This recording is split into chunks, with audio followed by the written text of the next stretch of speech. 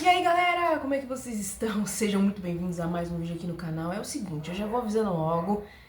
Estamos gravando esse vídeo, é bem cedo, é de manhã, é umas 10 e pouquinho aí da manhã.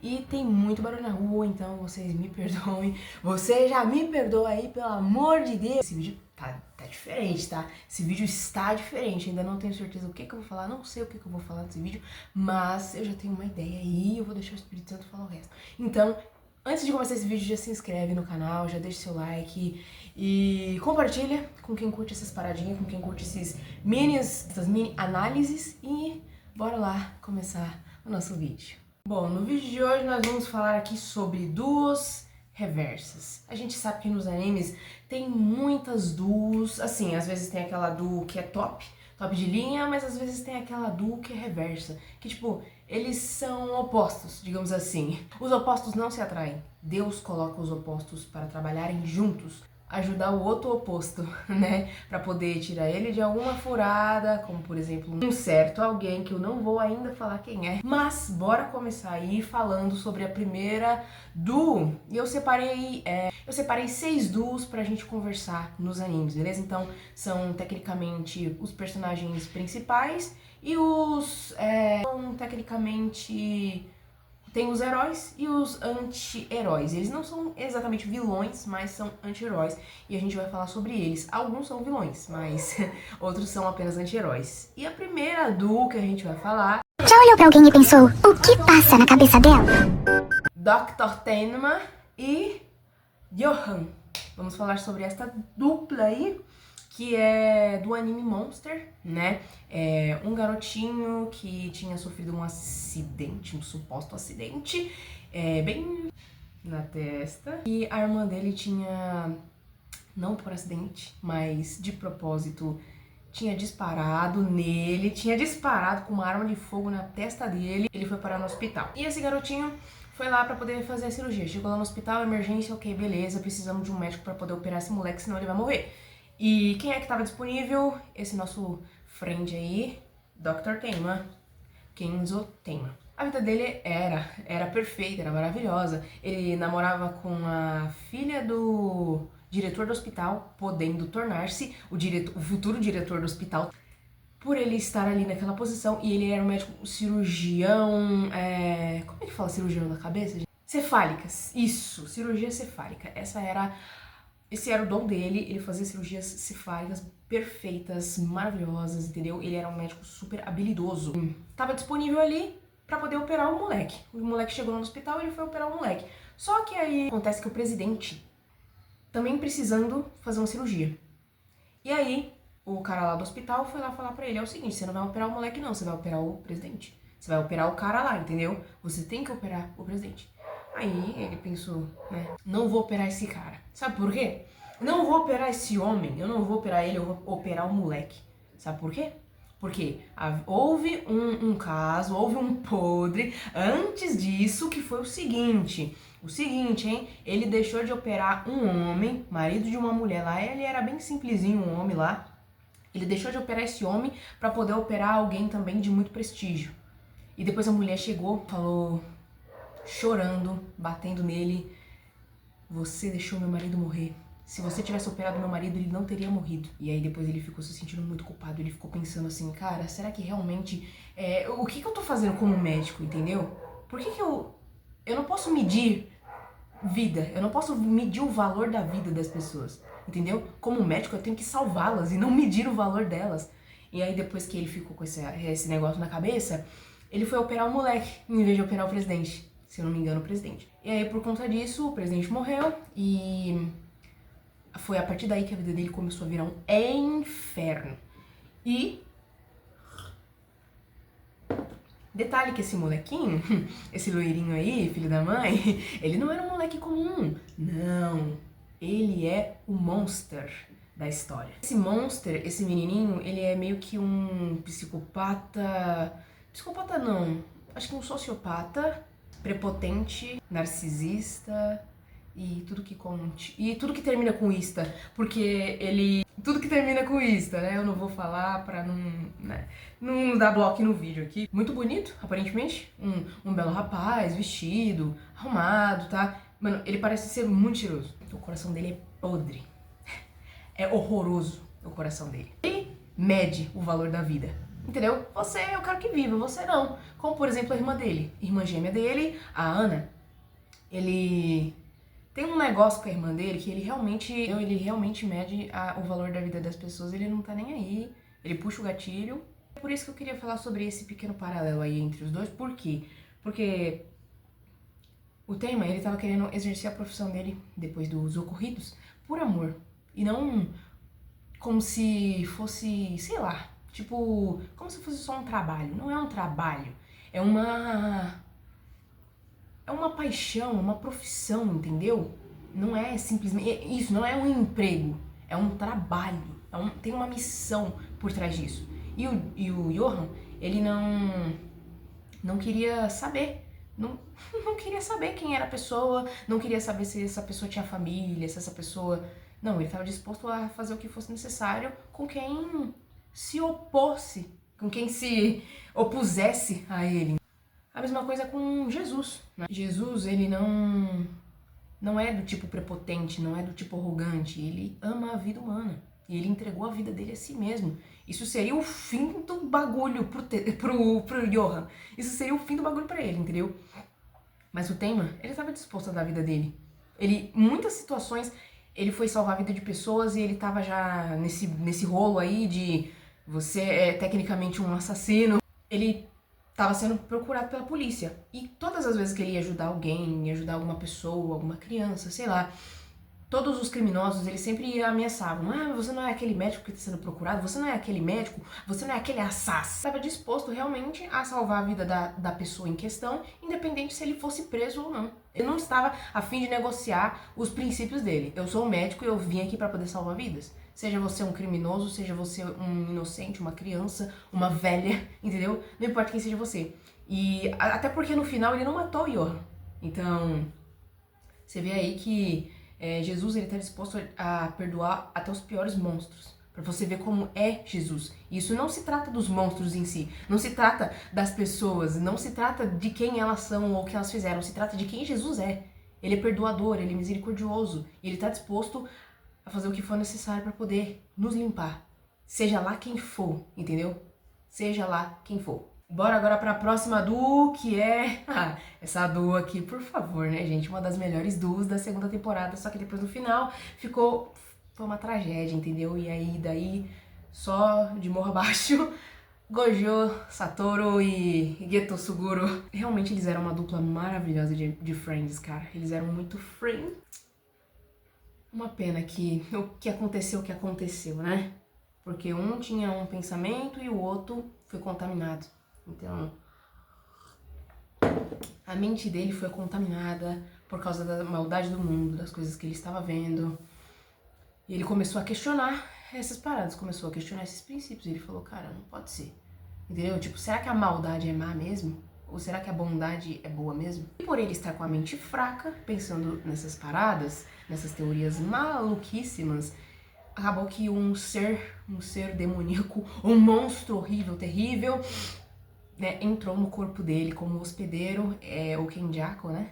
E aí ele virou o maior massacrante da história. Então, pra você ver aí, agora vamos fazer os paralelos aonde Gojo Satoru e Geto Suguru, eles não andarem em concordância na maneira de pensar, pode fazer com que uma pessoa seja contaminada e se vire contra o que a outra pessoa acredita, entendeu?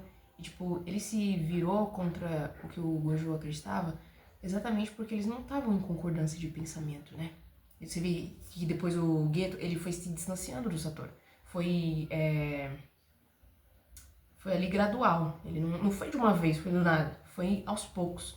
O pensamento dele começou a se afastar do pensamento do Gojo e aí ele começou a se afastar dele mesmo total. Se você tem um amigo que tá tentando te aproximar de Jesus, não se afaste desse amigo. Porque seu amigo, ele tá fazendo uma coisa que poucas pessoas fazem. Ele está tentando te levar até Jesus, cara. E que você pode ser curado, transformado por Jesus, você pode ter a sua vida, o seu interior mudado, transformado, se você aceitar essa proposta do seu amigo. Ele não tá querendo te ludibriar, fazer lavagem cerebral em você.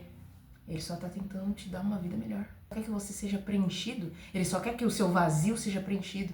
Se tem algo de ruim nisso, então me mostre o que é, entendeu? Então me mostre o que é. Você vê ali que na questão do Geto, o Kenjaku só entrou no corpo dele porque ele tava com essas ideias. Entendeu? Se ele ainda tivesse com a mente dele forte, se ele ainda tivesse perto do Gojo, provavelmente isso não teria acontecido. Outras vezes o inimigo, o Satanás, o diabo, o monster, ele entra no nosso coração exatamente porque a gente tá com umas ideias malucas. E ele sempre vai procurar essa ocasião. Você tá fraco? Eu vou entrar agora, é agora que eu vou entrar. Você tá vazio? É agora que eu vou entrar. Não importa, pode ser uma milésimo de segundo, ele vai entrar. Se você estiver vazio, se você estiver com a mente com uns pensamentos malucos, uns pensamentos estranhos, eu digo isso em tudo, em todos os aspectos da vida, entendeu? Aonde você estiver fraco, ele vai querer te atacar, entendeu? Vai te fazer virar contra Deus, vai te fazer ficar contra a verdade. A palavra do Senhor é a verdade, entendeu? Eu não vou tentar te convencer da verdade, mas ela não vai deixar de ser verdade porque você não crê, certo? E esse é o paralelo entre os dois. Agora vamos para a próxima duo. Que essa daqui, nossa, Deus me deu um negócio, uma revelação sobre isso que, gente do céu, virou uma chavinha. Eu tava escovando o dente nessa hora, tipo, do nada, eu não sei de onde veio esse pensamento. Eu do nada escovando o dente e eu falei, caraca, mano, Deus fez isso de propósito. Se fosse isso na vida real, com certeza foi Deus o maestro dessa obra. Por quê? Vamos falar agora do Sasuke e Naruto. Por favor, né? Por favor, vamos falar dos Legends. Vamos falar dos Legends, né? Por favor. Por quê? Desde o comecinho do anime, a gente vê ali lá na escolinha, lá no prézinho, que o Naruto ele foi colocado no mesmo grupo, né? Na mesma equipe que o Sasuke.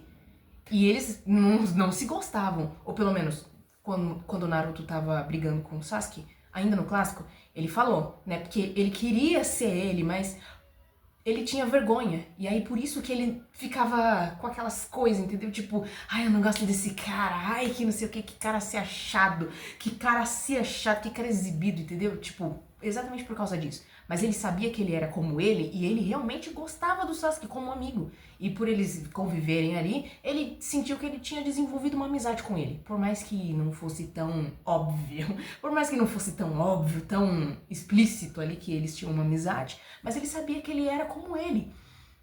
E desde o comecinho foi tudo traçado de propósito. Por quê? Se não fosse o Naruto que tivesse na equipe Sasuke e Sakura, quem é que ia atrás desse moleque?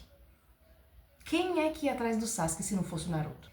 Tudo bem, que em parte, tecnicamente foi uma promessa que o Naruto fez pra Sakura, mas a gente sabe que é muito mais profundo, né? Baseado naquela conversa que eles tiveram enquanto eles estavam brigando, né? Lá na fonte. E quem é que ia atrás desse cara se não fosse o Naruto? Aí eu fiquei pensando, se fosse na vida real, com certeza isso teria sido um plano de Deus. Deus colocou o Naruto especificamente ali naquele grupo com o Sasuke, porque ele sabia que se ele tivesse alguma afinidade com ele de alguma forma, alguma coisa que tocasse ele no Sasuke, com certeza ele ia atrás desse cara. Ele ia atrás dele. Porque o Naruto é assim, né, gente? O Naruto é assim. Então, eu percebo ali que Deus falou comigo que Deus me coloca em lugares específicos exatamente porque não teria outra pessoa pra poder fazer isso naquele lugar. Entendeu? Outra pessoa não iria. Se fosse outro, não iria. Entendeu? E isso se trata não só de mim, se trata de você também. Deus te colocou em lugares específicos porque se não fosse você ali naquele lugar, outra pessoa não faria. Entendeu? Então continua firme aí, permaneça onde Deus colocou você, ok? Porque se fosse outra pessoa, não faria isso. Você tem algo específico que Deus quer usar nesse lugar. Então, fica firme aí, continua aí. Nós vemos aí que aconteceu com o Sasuke exatamente o que aconteceu com o Geto. Ele foi contaminado pelo Orochimaru, né? E, gente do céu, ele já tava com o coração coisado, exatamente que nem o Geto, mano. Eles são a duo de anti-heróis perfeitos. Por quê? Ele já tava com o coração... O Orochimaru só aproveitou que ele tava com aquela raiva, que ele era um ser com sangue nobre, né? Pô, o último do clã Uchiha. Então eu vou usar esse moleque, entendeu? Então sim, nós temos coisas que Deus quer usar, mas nós também temos coisas que o diabo quer usar. Então não pense que você é um ser especial, um ser supremo, um ser superior. Não pense que é assim, porque a sua alma é disputada, tá? Sua alma é disputada. O Sasuke tava com a vingança no coração. Não era aquele legado que um shinobi deveria levar, vingança. Não, mas sim a justiça. Vingança não é justiça, não confunda os dois. Justiça é a pessoa receber especificamente o que ela merece. Agora, vingança é você saciar uma sede de sangue, uma sede de maldade pela outra pessoa, tá? E às vezes essa vingança é desproporcional. Bom, sempre, né? Vingança é algo completamente desregulado, desproporcional. Justiça, não. A justiça é exatamente o que a pessoa mereceu ali por aquela ação, por aquele ato. E esse não era o... E vingança não era o legado do povo shinobi. Então, o Sasuke já estava contaminado, ele tinha os planinhos dele ali de se rebelar, virar um Nukenin, sair da aldeia da Folha pra sempre, virar um ninja renegado. Só que não era pra ser assim. Não era pra ter acontecido o que aconteceu, entendeu? Tudo por causa de uma ação, mas aí a gente fala sobre isso no outro vídeo. E a respeito disso aí, essa é uma das melhores duos, porque o Sasuke era um cara ferido, magoado, com sede de vingança no coração, porque ele foi tecnicamente ensinado assim.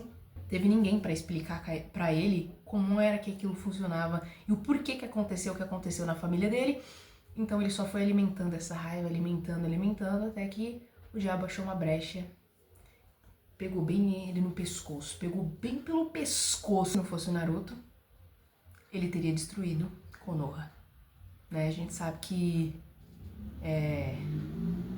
o plano do Itachi era que o Sasuke ficasse... A intenção do Itachi era passar exatamente esse negócio, esse legado da vontade do fogo pro Sasuke. Tipo, eu fiz o que eu fiz por causa da vila, por causa de uma vila inteira, de milhões de pessoas, de milhares, bilhões de pessoas, seguir a mesma coisa.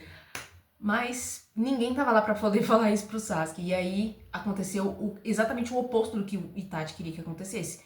Ele se revoltou contra a Folha, se revoltou contra a aldeia inteira. Então ele ia destruir a aldeia se não fosse o Naruto pra poder ir atrás dele, gente. Ele ia destruir tudo, entendeu? Então, não subestime esse seu amigo, essa sua amiga que tá tentando te levar pra Jesus. Cede, só cede, entendeu? Você não vai morrer, mais ou menos. Mas, enfim, você entendeu o que eu quis dizer. Agora vamos pra próxima duo, que é a respeito do anime Death Note. Light Yagami e L, o Ryuzaki. L, Ryuzaki. Não tem muita coisa específica pra falar sobre eles, a gente já sabe exatamente o que é. Você vê ali o L como um justiceiro justo, e você vê o Light como um justiceiro mascarado, como, assim, fazendo justiça com as próprias mãos. Mas será que ele realmente queria justiça? Será que ele realmente queria justiça? Ou aquilo era só o que tava dentro do coração dele? É porque ele tava tirando a vida de geral ali, tava tirando a vida de geral porque ele falava, ai, esse mundo é horroroso mesmo, tem que morrer mesmo, que bandido tem que morrer. Tava mostrando mais o que tinha no coração dele do que realmente fazer justiça pelo mundo. Ele tava nem aí pras pessoas, ele só tava querendo saciar a sede dele de psicopata, entendeu? Enquanto o L realmente estava querendo descobrir quem era o assassino, quem era ali o Kira, o que ele poderia fazer pra poder encontrar esse cara. E que bom que ele era super inteligente e ele conseguiu, né? Mas no final das contas, uma coisa interessante que eu tirei disso, que não tem nada a ver com a questão humana, ou com a questão do coração, mas tem a ver com a questão de que o diabo, ele é inteligente. Você acha que o diabo é burro? O diabo não é burro. Você acha que você engana o diabo? Você não engana nada, você não engana nada, gente. Você não engana Deus e nem o diabo. Muito menos Deus, né? Tá numa situação bem complicadinha com o diabo. Você, talvez, que esteja assistindo. Não é todos. É talvez, ok? Deus tá falando aí com alguém. Então é bom você se acertar com o paizão lá, antes que você seja uma vítima, entendeu? Respeito de justiça, né? Vamos falar um pouquinho de justiça? Vamos falar um pouquinho de justiça? Bom, a palavra de Deus nos diz: a ira do homem não produz a justiça de Deus. Ou seja, o Light estava querendo dizer que ele estava fazendo algum tipo de justiça ali, mas ele não estava fazendo justiça. E só estava mostrando quanta morte havia no coração dele, entendeu? E quando você faz alguma coisa, isso não diz respeito às outras pessoas. Isso diz respeito a você mesmo. Ah, mas fulano fez isso comigo, de não sei o quê. A ação, a atitude que você vai tomar de acordo com essa ação que fizeram contra você, vai dizer respeito de você mesmo. Não vai dizer respeito da pessoa. Parece que falando desse jeito, justiça é você só deixar pra lá e esperar que Deus desça do céu com a espada flamejante dele e acabe com a vida daquela pessoa. Não é, entendeu? Justiça não é você ser passivo em relação àquela situação e ficar calado, fingir que nada aconteceu. Não é isso, entendeu? Você pode até pensar, por que você tá falando isso? Então quer dizer que você tá concordando com o erro da outra pessoa? Negativo, de forma alguma, entendeu? Mas vai dizer respeito de você, o que você fizer de acordo com o que aconteceu. Entendeu? Não siga seu coração. Siga a palavra de Deus, que é a melhor coisa que você pode seguir, ok? Porque senão a gente faz besteira, a gente faz caquinha, entendeu? Se prejudica e depois os errados somos nós. Por que a gente não deixa Deus defender a gente? Por que a gente não deixa Deus fazer justiça com as próprias mãos dele? Com as próprias mãos dele? É Deus, cara. É Deus, meu filho. Você quer alguém mais justo que Deus? Meu Deus do céu, pelo amor de Deus. Agora vamos para a próxima duo. Vamos lá, meus amigos, finalizar esse vídeo com as últimas duas duos aqui. Nós vamos falar aqui sobre a primeira duo. A primeira não, a quinta duo, né? Que é de Trigun Stampede. Tem o clássico. Vamos falar do Vashti e do Knives, que são irmãos gêmeos, né? E é muito interessante. Nossa, agora eu lembrei de uma outra duo muito interessante para poder falar aqui também. Mas isso vai ficar para um vídeo separado, porque saiu recentemente a segunda temporada e quem entendeu o que eu tô falando, entendeu. Nós vemos aqui que o Vashti e o Knives eram irmãos gêmeos e que eles dois são plantas, ou seja, eles são seres dependentes, autossuficientes, entendeu? Eles não precisam de comida, eles não precisam de vida... Não precisam de nada de fora, entendeu? Pra eles sobreviver. Eles vivem, né? Eles não morrem e tudo mais, entendeu? Tipo, tudo bem que eles têm uma energia e quanto mais eles usam essa energia, mais eles vão ficando fracos. Até porque eles são loiros, né? Loiros naturais, e aí quando eles vão perdendo a energia deles, o cabelo deles vai ficando escuro, né? Nós vemos que o Vashti, ele, por mais que ele tivesse muito isso de ser esse ser e ser esse ser dependente, interdependente, o Knives também. Porém, os dois tinham personalidades completamente diferentes. Por quê? Porque o Vashti, ele amava a vida humana. Ele amava demais a vida humana. E o Knives, ele tinha o quê? Rancor da vida humana pelo que eles estavam fazendo com os semelhantes deles, né? As plantas que forneciam vida, energia, alimento, né? Pro povo ali, pro povo ali em geral, né? Que obtinham essas plantas. E ele ficou com muita raiva porque eles estavam machucando as plantas, porque eles estavam fazendo tal coisa com as plantas, extraindo energia delas, entendeu? Só que, tipo assim, tinha que ser uma coisa... Realmente, não é justificável o que os humanos fizeram com as plantas, entendeu? Aí que entra nosso papo de justiça. Por quê? Tinha que ser uma coisa igual. Eles tinham que ter o que os humanos precisavam das coisas, porém, eles precisavam fazer isso de uma forma que não agredisse, né, as plantas, não deplorasse elas. Entendeu? E o Vashti estava tentando encontrar esse equilíbrio. Só que o Knives não queria equilíbrio. Ele queria exterminação dos humanos completa. Só nós aqui, entendeu? Só os top. Ele ia acabar com geral. Então, se o Vashti não tivesse intervindo, ele realmente teria acabado com a humanidade, né? E o plano do Knives era exatamente esse. Erguer uma nova humanidade, que seriam só os Independents, né? E aí eu fiquei pensando porque ele parecia muito com Satanás, porque no começo de tudo, né, antes mesmo da criação do mundo, Satanás ele queria ser que nem Deus, ele queria se eleger como o novo Deus, eu acho. E o Knives, ele queria ser um Deus para aquelas plantas, né? Ele queria salvar a humanidade dele, né? O povo dele, ele queria salvar o povo dele. Só que a forma como ele estava fazendo isso era completamente errada, completamente abusiva e escravocrata, né? Ele não queria exercer um povo, satisfazer os desejos arrogantes que havia no coração dele. Ele queria satisfazer ali o desejo de ser um Deus, de ser adorado, de ser venerado. Satanás também queria isso, entendeu? Mas aí nós vemos que veio Jesus para poder intervir essa palhaçada toda, para intervir essa palhaçada. Vamos falar o que é isso? Isso é uma palhaçada, tá bom? Tá bom? Isso é uma palhaçada, tá? De querer ser Deus, eu quero ser Deus, que não sei o quê. Ele fez isso com Adão e Eva, caíram também os dois palhaços e nós também caímos, né? E nós, todo mundo aqui é palhaço, entendeu? O único que veio aqui pra salvar nós dessa palhaçada toda foi Jesus. Por quê? Ele foi justo, ele foi amoroso, mano, ele foi tudo em um só, cara. Tudo, tudo em um, entendeu? O cara perfeito, maravilhoso. Ele achou como é que eu posso dizer, um equilíbrio entre o ser humano e Deus, uma coisa que não dava pra fazer, principalmente na época que Jesus veio. Agora que nós estamos vivendo a favor da graça, agora tá, entre aspas, um pouco mais acessível, mais acessível, né, do que antes. Antes não era acessível. Ou você cumpria a lei inteira, ou você ia pro inferno. Não tinha o que fazer, não tinha salvação. Ou era a lei, ou era o inferno. Entendeu? E se você quebrasse um mandamento da lei, você tinha quebrado ela toda. Então, e não era só os 10 mandamentos. Tinham outros, muitos outros, a respeito da vida do cotidiano. Né? Os 5 primeiros eram a respeito da nossa convivência com Deus. E os 5 últimos, dos 10 mandamentos, eram a respeito da nossa convivência com as outras pessoas. Só que, tipo, cara, são coisas meio básicas, né, da vida humana, que a gente recebeu aqui de Deus.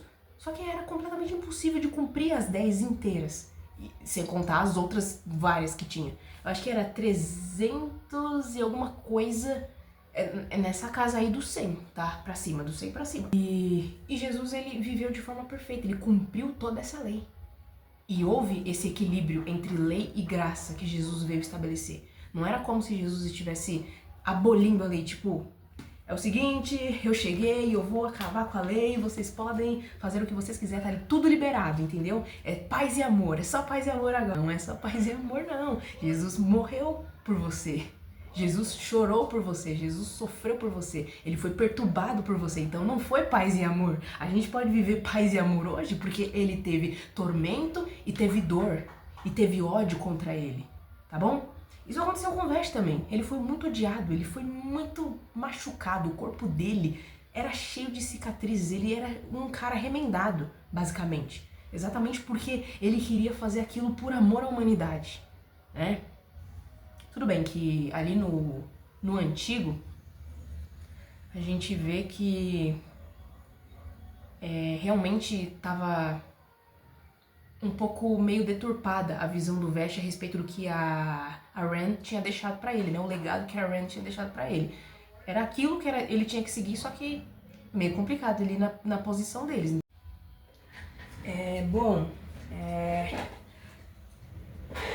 Era meio complicado ali na situação em que eles se encontravam, o Vest realmente conseguir seguir aquilo, a respeito de sem mortes, sem ódio, entendeu? Só paz e amor. Literalmente, love and peace. E o Knives era completamente tormento e ódio. E vamos agora pro nosso última duo, que é de Demon Slayer. Eu deixei uma das melhores pro final, gente, porque, mano do céu, eu fiz até um vídeo aqui no canal sobre isso. Se você ainda não assistiu, já assiste aqui, porque é top demais. Vamos falar sobre Kagae Ubuyashiki Muzan Kibutsuji. O Muzan Jackson, gente, Muzan Jackson. E bom, o que nós temos a falar sobre eles? A respeito do Kagae Ubuyashiki, que nossa, mano, eu me emocionei várias vezes vendo esse homem falando, porque ele parecia muito Jesus. Ele parece muito com Jesus. A forma como ele tratou cada Hashira no seu pior momento e adotou eles como seus filhos. Ai, me lembra muito de Jesus, quando ele me adotou, cara. Ele foi tão misericordioso, tão bondoso comigo, meu Deus do céu. Ai.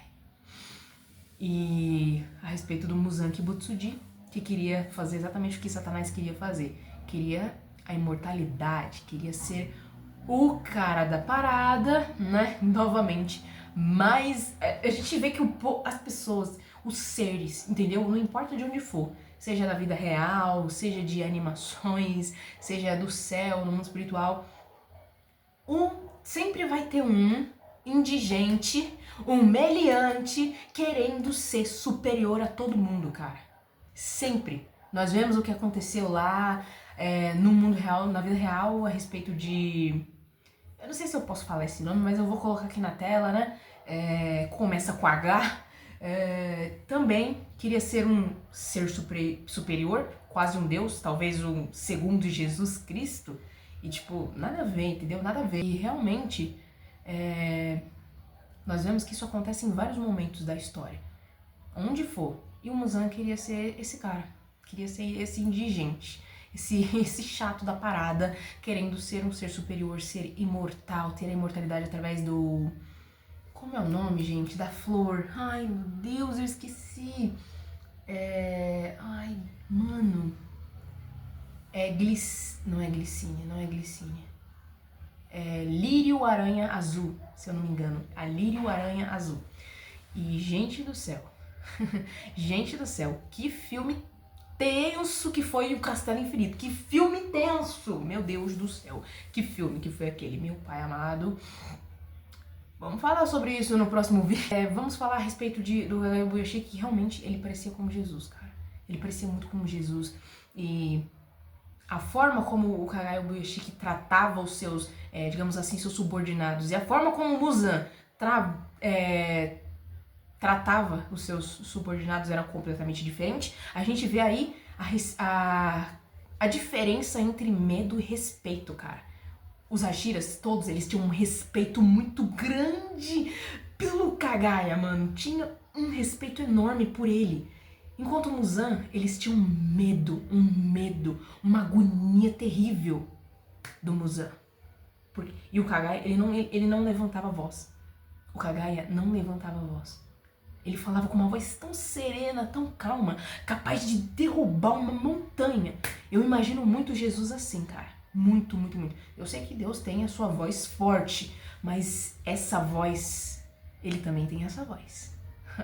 Gente do céu. E que voz, meu Deus. Que voz é essa que Jesus tem, hein? A mesma voz que disse, se ninguém tiver pecado, pode atirar a primeira pedra. Pode tacar pedra nela. Taca pedra nessa mulher. Mas quem tiver pecado, né? Todo mundo tinha pecado. Cada um foi um por um soltando as pedras. Eu sempre lembro desse exemplo porque, cara, é um exemplo muito marcante na minha vida. Então, não tem como eu falar da misericórdia e da justiça de Jesus juntos sem falar desse episódio que aconteceu.